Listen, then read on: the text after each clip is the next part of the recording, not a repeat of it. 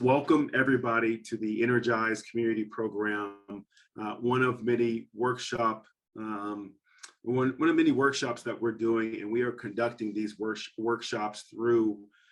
We've been doing them through April. We will continue doing these through the month of May. And so I'm just extremely excited about our Energize Community Program. Before I get started, I want to make sure we recognize Rebecca Engel, who's our program director of Energize Colorado. My name is Ryan Cobbins, and I am the program director of our GAP Fund. And so we are extremely excited and proud to bring you the Energize Community Program. We have done a tremendous amount of outreach that has led to this program. This program through Energize Colorado will focus on 3 geographical areas and also childcare around the state. Those geographical areas include Pueblo, Southwest Denver, and also the East Colfax corridor. And like I mentioned, childcare around the state. We just wrapped up the previous call, which will be a little bit of some of this call as well. And so I'm going to dive right on in. And what I want to do is just describe a little bit more about Energize Colorado and our GAP Fund loan program. We have additional workshops that are set up to actually walk our small businesses and folks in the childcare industry through specific financial documents that are needed to actually apply for capital. And I say capital in the sense of whether you're applying for a loan or whether you're applying for a grant. What we're finding is that there are a few documents that there are plenty of similarities. Before I get started though, what I'd love to do is just spend a real quick minute on describing grants versus low interest loans. And I know the perspective from a small business side of things. I've owned a coffee and wine lounge here in Denver for the last 12 years. And one of the things that I've recognized through this COVID era is that by accepting grants, one of the things that we've had to do when it comes to accounting is those grants are considered other income or miscellaneous income. I bring that up now as a contrast to low interest loans in the sense of if my business is profitable, in essence, I'll be paying taxes on that profit. And so, of course, with grants being considered other revenue or other income or miscellaneous income, that impacts our profitability of which we end up getting taxed on. Versus low interest loans, the loan product that we're going to preview shortly will be our GAP Fund 2.5% interest loan, which will also allow you, in essence, to refinance that debt, high interest debt that you may have. The impact of a low interest loan, though, is that the interest on that loan, a small business is able to, it considers that an expense, which then lowers your tax liability. And so with our GAP Fund loans, loan sizes of up to $20,000 with up to 36-month terms or 3 years at a 2.5% interest rate.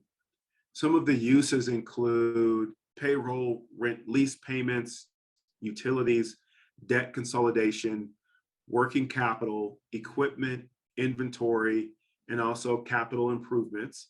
I want to highlight debt consolidation because I know, just like myself, I've assumed high interest debt. Now there seems to be a huge market for what folks would consider almost predatory lending, with interest rates reaching 20, 25, 30, 40% interest. And so part of the debt consolidation is the ability to be able to save a little bit more money at the end of the month, being able to reduce your monthly payment by refinancing that debt with something with a lesser interest rate. And so the next piece is required documents. And so we're going to walk through these real briefly, piece by piece. And like I mentioned, our workshops are designed to walk folks through A to Z these documents. In addition to the workshops, we have technical advisors and business advisors that we have that are on deck, or they're ready to serve our small businesses as well. The first document is a business plan. Some loan products, and I'm talking global here and not just the Energize community program or loan product, but just global. A lot of loan products will actually ask for a business plan. The important piece for me in the business plan of what it tells me is it actually allows me to almost overthink my business to a point of being able to identify what my goals, my objectives are, to end up creating a strategy around those goals and objectives. And so what's my product or service, right? What's the marketing plan that I'm going to use to help market my product or service? How am I going to let people know that I exist? What's my pricing mix? If I'm providing a product, what am I going to charge for these products? Who are my competition? Or what's my competition? And then it dives more into some marketing pieces. It dives more into the actual strategy of how you're going to actually pull off the successful nature of your business. And so we have workshops that are designed to walk you through that business plan or business plan pieces. And then, like I mentioned, we have advisors as well. There may be specific entity documents that you'll need, industry specific licensing, such as sales tax license and so forth. Address verification in some cases is just as simple as grabbing a utility bill that has the same address as your business or bank statement or so forth. Personal and business bank statements at least 3 months. Personal and business tax returns. We're going to talk about eligibility here shortly. In essence, our specific loan product is for those businesses that have been in business for at least 2 years. And so this says 1 to 2 years, recognizing that 2021 just wrapped up. Some folks may have filed an extension, and so you may only have 1 year of tax returns. Your profit and loss statement and income statement. The profit and loss statement, in essence, shows the revenue that came in, the expenses that ate up that revenue, and then what's left over is either your profit or a net loss. Some people refer to it as an income statement. There's the balance sheet as well that describes some of the assets and liabilities of the business, and then financial projections. And so some of these are highlighted in a different color. We have specific workshops that are designed to walk our small businesses and our child care folks through these documents. And with some of these documents, for example, with the profit and loss statement and the balance sheet, those documents are used for your tax returns, right? And so in my business, I know we all wear many hats. And so one of those hats that I wear is being the accountant and the bookkeeper. Now, I don't do our taxes. We have a tax accountant for that. But I know I'll put together our profit and loss and balance sheet and then send that to our tax accountant to complete the tax returns. Robin asked, what if you only have a 990? And I believe the 990 will also include this information. I sit on a few boards, and of course our board reviews those 990s, which details what money came in through donations and through other revenue means, and then what money flew out in the sense of expenses such as labor or rent. And so the 990 would be a helpful document to use as well. Quotes for equipment to be purchased. There's some institutions will ask for that and may cut checks directly to vendors. And then a list of collateral that's available. Ineligible borrowers include those that may be in the cannabis business, the gambling business. Our loan product are for businesses that have fewer than 25 employees, and then also businesses, and our product is for businesses that have been in operation for more than 2 years. And so businesses with more than 25 employees, there are products for you. One of those is the Climber Fund. And then businesses operating less than 2 years, there are also products for you. I know the Startup Loan Fund will launch here pretty soon. And so I'm going to unshare my screen. And one of the things that I'll do before I kick it over to you, Rebecca, is, and I know you posted this here a minute ago, I'm going to do the same thing. One of the things that's important is to make sure folks are ready for an application process. But before that, it's getting on the wait list. And so I will post that link one more time here. I'll also watch the chat for additional questions, but I'll kick it over to you, Rebecca, and you can do the kick off our next part. Great, thank you. So as Ryan mentioned, the link he's dropping for the waitlist, this will let you know as soon as the Gap Fund loan application opens. So we really recommend that you get on this waitlist. So Ryan, it looks like a couple questions just came through. Would you like to answer those quickly before we kick off, Steph? Yep, let me see. So thank you, Destiny. So I've been in business for 2 years, but I didn't file under my business name, still my SSN. It looks like I also just opened a business account last month, so funds are not showing there yet, just in my personal. And so, so in that case, Destiny, you would just file your personal tax returns. And so my business as well, I file one tax return. For me, it's our 1090. It's a 1090 that combines my business LLC and my personal all into one. And so our business advisors can walk you through some specific pieces of that as well. I'll mention, and I appreciate this question because it's also a reminder that our loan product is also based on character as well. As we know, the challenges of some small businesses and folks in the child care getting funding through traditional means can be challenging. And we want to be the answer to that. Let's see, this loan is for childcare providers. What if you're not specifically a childcare provider, but provide services for childcare providers? That's a good question. And I would have to get back to you, Robin. I know we specifically mentioned childcare. Let me get back. I know there's some industries that are specific to childcare that 100% of their business is dedicated to the support of the childcare industry.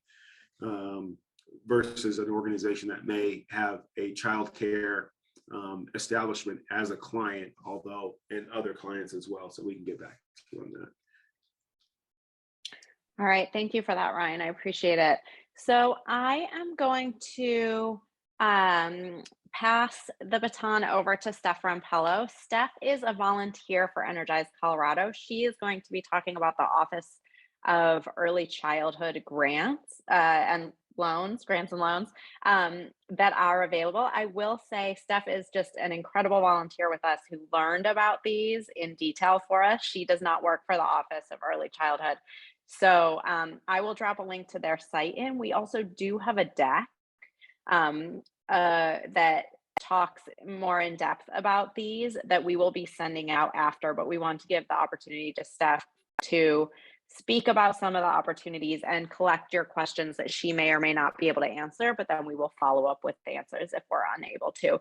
So we're so grateful for her being here. I will drop in some links. And again, we do have business advisors who specifically work with childcare providers. So if you do have questions about getting ready for the loan application or just general business questions, please use that link that I dropped in the chat and we will go from there.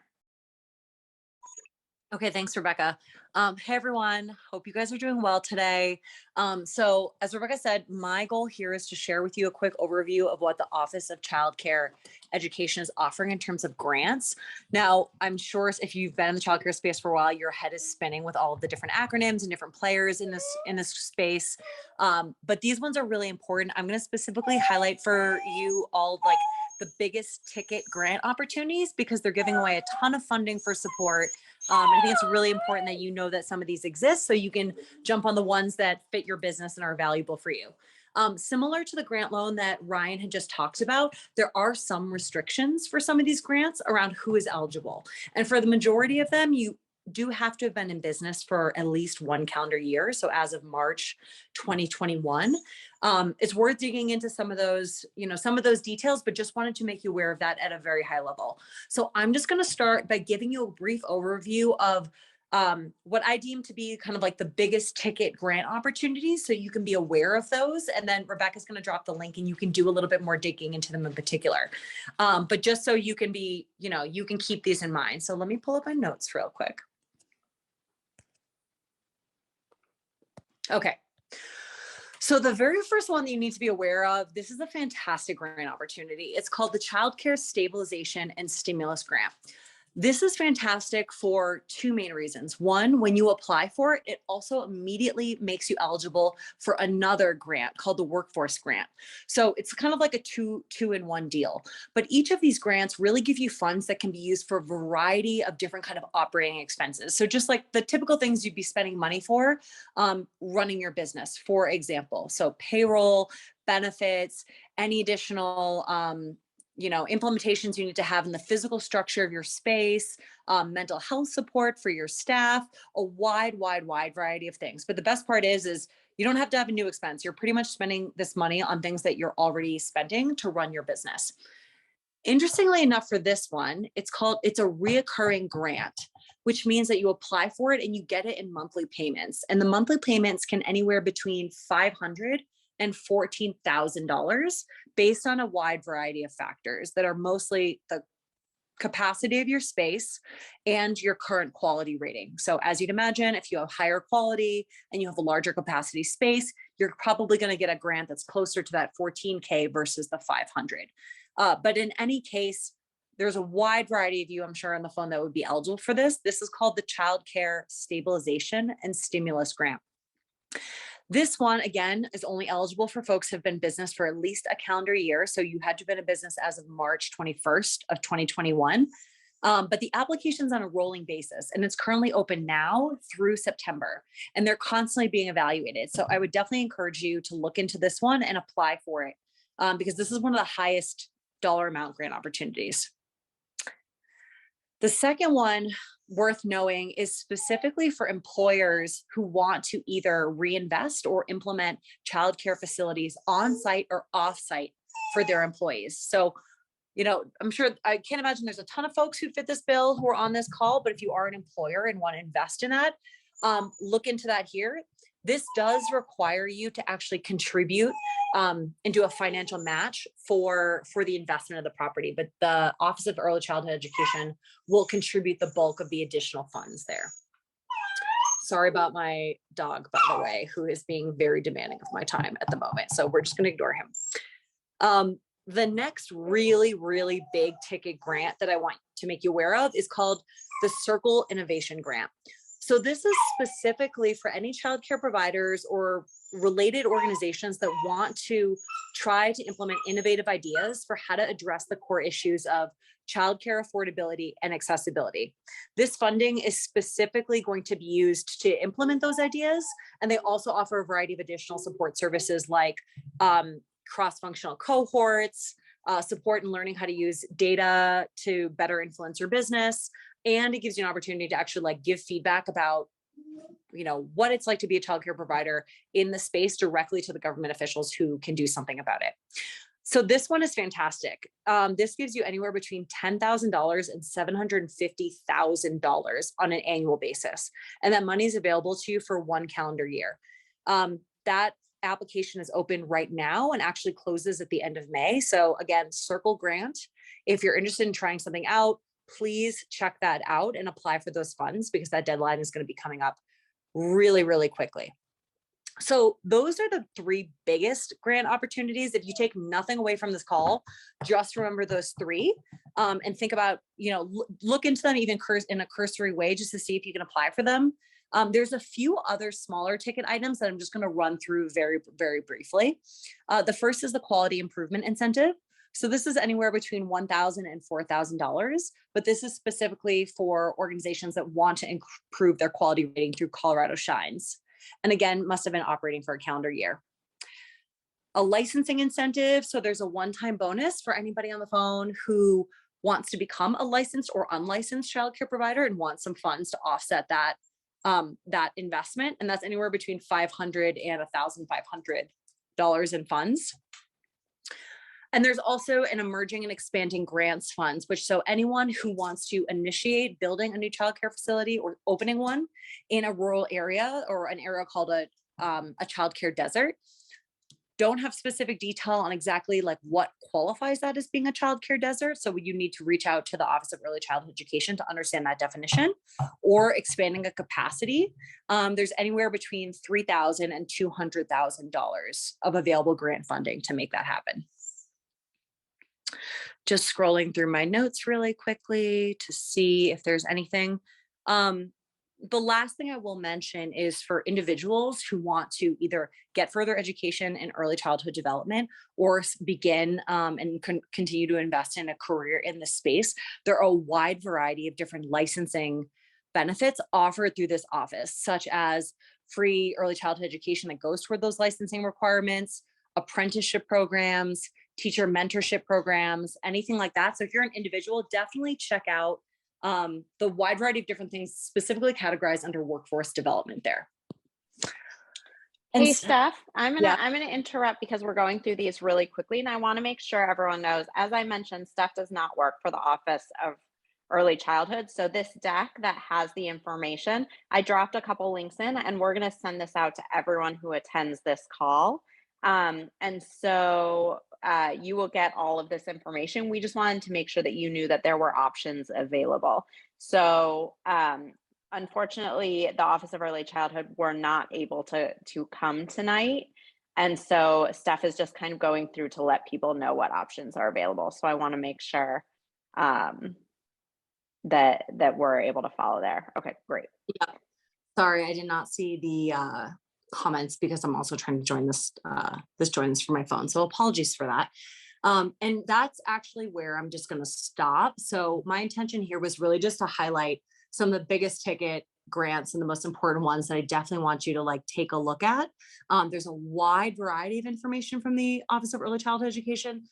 It can be a little bit confusing and overwhelming at times. So specifically look for the stabilization grants, the circle grants, the employer grants, and then the workforce development grants if you're an individual looking to get some specific support there. Great. Thank you so much. That's really helpful. As far as questions, the one question is, can we use the grant to pay off a startup loan? Do you know that, Steph?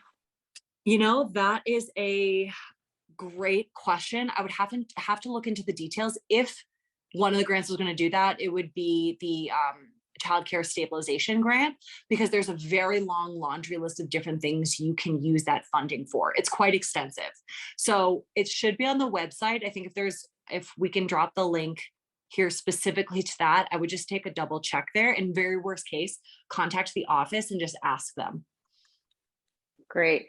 And then also you should know that, sorry, I'm trying to Google the link for you all while I'm talking. You should know that the gap fund loan, because it is so low interest, it can be used to pay off higher interest debts. So just be aware of that. And then Kate shared what the definition of a childcare desert is. So that's really helpful. Thank you for sharing that. And then the announcement with the emerging and expanding grants.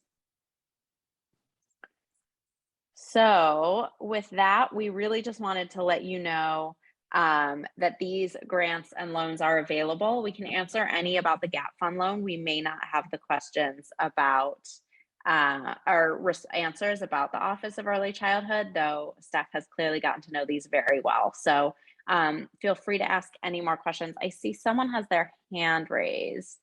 Roya, did you want to drop in a question, or I can allow you to talk if you'd like to talk?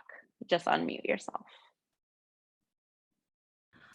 No, it was just too fast for me, so I wanted to slow Totally. down and catch up with all of these. But you're going to be sending these things to us, We right? will. Yeah. Sorry about that. Yeah. Okay, so this gap fund we can apply is 2.5%. And of course, I came to our business started June 1. So starting June, I probably can apply for this loan, right? Because I have to be in business for 1 year. So you Right. have to be in business for 2 years, actually, for the gap fund loans. Okay, so which one is 1 year then? Nothing? Steph, is there one that allows you for 1 year from the Office of Early? Oh, the Child Care Stabilization Grant and the Circle Grant, I believe, from the Office of Early Childhood, you would have to be in business for 1 year. So your business would have to be incorporated and operational as of March 11th, I believe, 2021. Yeah, but I'm applying for Circle Grant, later, and I probably, qualify for that. And stabilizations due in September 30th. So, but that's a grant. I'm talking about loans. Any loans out there that you qualify? So I know one of the loans that will be coming up, it's not childcare specific and it's more or less business specific, right? So everybody underneath the umbrella is the startup loan. I know that's due to launch here in the next, they said early summer. So we're looking at another month or two that will launch. And it's called the startup loan or startup loan fund.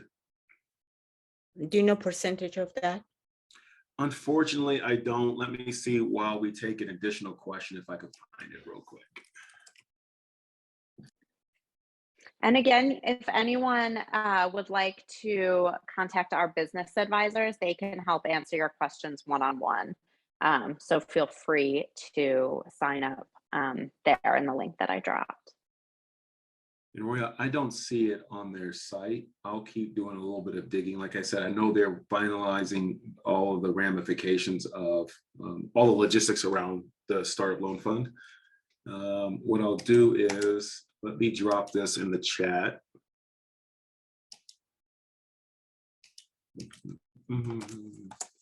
There's the information on the Startup Loan Fund. And Destiny, we do have specific childcare focused business advisors. So you'll just need to make sure that you put in your intake that that's what you're looking for, and we'll connect you with the correct person who can help you. I see a couple more hands raised. I can allow you to talk, but if you just want to drop your question in the chat, but I will start with Sangeeta. If you unmute, you're welcome to ask your question. I don't know, Sangeeta's talking, but still on mute. I know I do that a ton. I know I'm not able to unmute her. I can just allow her to talk. In the meantime, Charlotte, I have also, if you want to unmute, you can also ask a question. Perfect, thank you. So she went really fast, I apologize. She probably already said this. So I work with a nonprofit organization, and we are trying to get one of these grants to do an apprenticeship program to bring in outside participants from like the Haven House, so a transitional living center, over into the center to get them lead teacher qualified. Is one of those grants one of the ones that we would use for that? So I would say yes. I mean, obviously you're going to have to talk to the office. This is only my personal interpretation of those rules, but there's a whole separate section of grants under workforce development that the Office of Early Childhood offers. And they fund a wide variety of different like combinations and permutations of like support. So I think what you're talking about would qualify. I would just dig in a little bit deeper specifically to that subcategory. Okay, perfect. Thank you so much. No problem. All right. And Sangeeta, feel free to ask your question if you're able to unmute. There's another question for you in the chat, Ryan. Let's see, when you say 2 years, is this from the time you have incorporated, or is it from when you open your doors? That is a very good question. Typically, it would be when you incorporated the business. because we would look on the Secretary of State's site to see when that business was incorporated. Hopefully that answers that question. And I can see some ambiguity in that question as well. Because how I'm thinking of it is that maybe you incorporated your business, worked out of your home, and then opened up a storefront down the road. And so what I'll do is get a little bit more clarification just to be sure on that question. I'm not sure why you can't unmute. I'm not able to unmute you. So if you want to drop your note in the chat, that may be easiest. All right. Then Vita, what I'll do also, and I know Rebecca will do this, I'm going to put my email address in the chat. And so for some reason, Sangeeta, if we can't get you, make sure you email that question over to us so that we get that answered for you. All right. If there aren't any more questions, we will be sure to send out the deck about the OEC, the deck about the GAP fund, you can rewatch the recording of this and hear what we go through again. And then feel free to email us, reach out to our business advisors, get on the wait list so that you know when these applications open. And we hope to hear from you. Thank you all. Thank you, Rebecca. And thank you, Stephanie. We appreciate you guys. Thank you. Thanks, Stephanie. Have a good day, guys. Have a good night. Bye.